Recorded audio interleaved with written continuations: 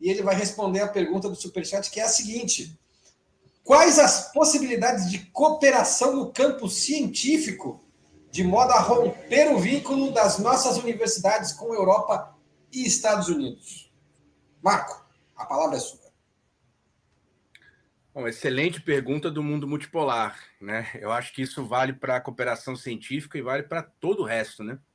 Eu acho que nós estamos num momento de encruzilhada da história mesmo, né? Que eu acho que a gente precisa perceber no Brasil e na América Latina como um todo, que o eixo do mundo está mudando, né? O eixo político e econômico do mundo, a centralidade do mundo está mudando, ela está saindo do norte e do ocidente e indo para o sul e para o oriente, né? E a gente precisa perceber isso, porque senão nós vamos patinar e perder o bonde da história de novo, né? Então, assim, sobre essa questão do campo científico, eu acho que tem milhares de possibilidades, né? Nós já temos um caso muito importante, muito concreto, que é a cooperação com a China na produção de satélites, né? Inclusive foi na visita que o Lula fez em 23 aqui, né? Logo no começo do seu mandato, foi um dos principais acordos, na verdade, concretos que foram feitos, foi de uma nova geração de satélites, que a China, enfim, tem uma tecnologia nova que consegue, os satélites, eles furam, digamos, as nuvens, e são satélites para monitoramento da Amazônia, que tá, né, chove todo dia, tem muita nuvem sempre. Então, isso foi uma importante, né, importante avanço da cooperação, que já tem desde os anos 80, na verdade, né? Foi a primeira grande cooperação científica entre Brasil e China, foi sobre satélites. Tem, por exemplo, agora, nesse momento, vou dar um exemplo concreto, enfim, teria vários aqui, mas vou dar um exemplo concreto que eu acho que é muito importante, que é o que está acontecendo em relação à agricultura familiar, né? Você sabe que na China, né, porque eles fizeram reforma agrária em 1949, depois 50, 51, a estrutura fundiária chinesa ela é baseada na pequena propriedade. Portanto, a China desenvolveu toda a sua indústria de maquinário voltada para a pequena propriedade. Se eu pegar as primeiras grandes fábricas estatais, foram fundadas nos anos 50 ainda, e existe até hoje. A China tem hoje mais de 8.000 fábricas de maquinário para pequena agricultura, para agricultura familiar. Ora, o que nós temos, qual quadro que nós temos no Brasil? É o inverso, né? No Brasil nós temos uma indústria de maquinário que está praticamente toda focada no grande agronegócio, exportador, né, de commodities, de soja para a China, inclusive, e por outro lado, a agricultura familiar, que produz cerca de 70% do que nós comemos no dia a dia, o alimento do povo brasileiro, tem um acesso praticamente nulo à mecanização, né? Segundo o IBGE, no total do Brasil, dá menos de 15% de unidades com acesso a maquinário. No Nordeste, onde estão metade das famílias camponesas, né, da agricultura familiar, é menos de 3% o acesso a maquinário. Ou seja, nós estamos produzindo comida em 2024 como se produzia há 300, 400, 500 anos atrás, com força do braço humano. Ora, qual o esforço que vem sendo feito? Foi uma iniciativa, num primeiro momento, do Movimento Sem Terra, né, com suas relações na China. Depois foi envolvido a Universidade de Agricultura da China, né, que é o grande cérebro da agricultura chinesa. Num segundo momento, o consórcio do Nordeste, né, que assinaram um acordo ainda em 2022, ainda no governo Bolsonaro, um memorando de entendimento para começar a fazer negociações. E hoje já tem Ministério do Desenvolvimento Agrário, está interessado, na China a mesma coisa, o Ministério da Ciência e Tecnologia, o Ministério da Educação. Então há um esforço em duas frentes nesse momento, que aí tem a ver com cooperação no campo científico, que é, por um lado, a questão das máquinas, né, da industrialização e da tecnologia para a agricultura familiar. Então há um esforço de trazer fábricas chinesas para serem, né, implementadas no Brasil e produzirem maquinário aqui. E, por outro lado, uma coisa muito interessante, que é uma tecnologia que os chineses inventaram de acelerar o processo de compostagem e fazer, então, fertilizantes orgânicos em escala industrial, né? Essas duas coisas, Vitor, e mundo multipolar, se a gente consegue realizar isso no próximo ano, isso vai significar uma revolução na produção de alimentos do Brasil, uma revolução na agricultura brasileira, na agricultura familiar brasileira.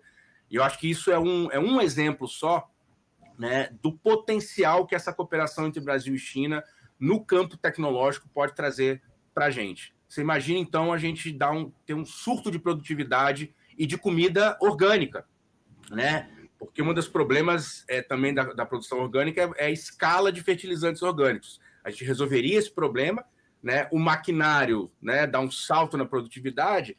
E essa questão do fertilizante orgânico ainda tem uma outra questão super interessante, que é o seguinte: isso apresenta a Dilma Rousseff aqui do Banco dos BRICS, está muito interessado nesse aspecto, que é a questão, porque esses fertilizantes são feitos com restos orgânicos, restos de comida, restos de restaurante, de CEAGESP, e nós temos um problema estrutural no Brasil, que a gente não sabe o que fazer, no mundo inteiro, o que fazer com lixo orgânico nas cidades, né? Paga-se milhões de reais todos os anos para empresas recolherem o lixo e enterrarem num lixão. Isso é uma bomba relógio ambiental, isso vai explodir em algum momento, né? Então, isso seria uma possibilidade também de lidar com essa questão ambiental urgente, que é a questão do lixo urbano.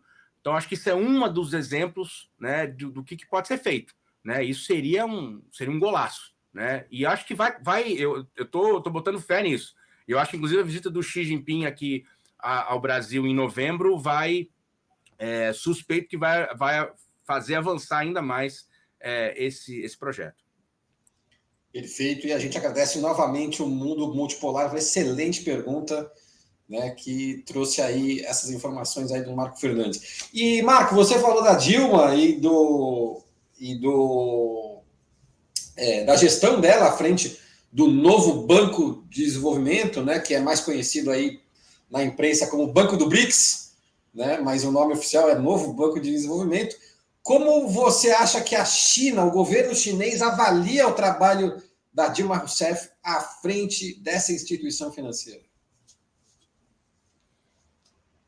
Olha, é claro que assim, eu não tenho todas as informações internas sobre a avaliação do governo chinês. Agora, por um lado, assim, primeiro eu vejo aqui no dia a dia como que a presidenta Dilma Rousseff é tratada com toda honra e respeito. Ela está sempre falando em várias conferências aqui, das conferências mais importantes que a China organiza todo ano. Ela é chamada, ela vai para fazer o discurso principal, ela é sempre uma figura de destaque. Os chineses, mais uma vez, né, eles não esquecem, né, eles têm uma memória de elefante, então eles sabem como que a presidenta Dilma Rousseff tratou a China nos seus seis anos, né? 6 anos de governo, praticamente. Por aí, né?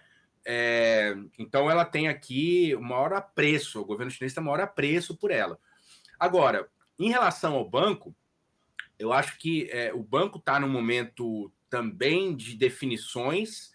Eu acho que o banco vai precisar se reinventar nos próximos anos, e aí não é uma questão da presidenta Dilma Rousseff, né? Porque algumas decisões que o banco precisa tomar nos próximos anos, em relação, por exemplo, a como lidar com o dólar, né? Em relação ao que fazer com um fundo monetário alternativo que os BRICS criaram em 2015, que poderia ser uma alternativa ao FMI, né, para países do Sul que estão com problemas de reservas internacionais, como está acontecendo agora, por exemplo. Você sabe que tem esse fundo, Vitor, esse fundo é um fundo de 100 bilhões de dólares que está parado desde 2015. Né? Os países dos BRICS, os fundadores, os 5 fundadores, não precisam, porque tem reservas muito sólidas. Né? Ora, esse fundo ele poderia ser usado para outros países. Inclusive, nesse momento, existem 2 países dos BRICS, a Etiópia e o Egito, né, os novos BRICS, que estão implorando por dinheiro do FMI. No caso da Etiópia, são 3 bilhões e meio, no caso do Egito, são 8 bilhões.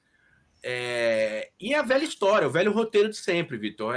O FMI chega e diz: olha, no caso da Etiópia, vocês vão ter que suspender os seus mecanismos de controle cambial, ou seja, a moeda da Etiópia vai hiperdesvalorizar assim que o contrato for assinado, e vocês precisam abrir os seus mercados, ou seja, abrir os seus mercados para que a gente possa comprar os setores de telecomunicações e setor bancário. Ou seja, a Etiópia está prestes a sofrer um sequestro econômico do FMI. E o fundo, chama Acordo de Reserva Contingente dos BRICS, de 100 bilhões de dólares, a Etiópia precisa de 3,5, está parado. E o pior ainda, Vitor, é que você sabe que pelo acordo, pelo estatuto do acordo, só 30% desse dinheiro pode ser, digamos, concedido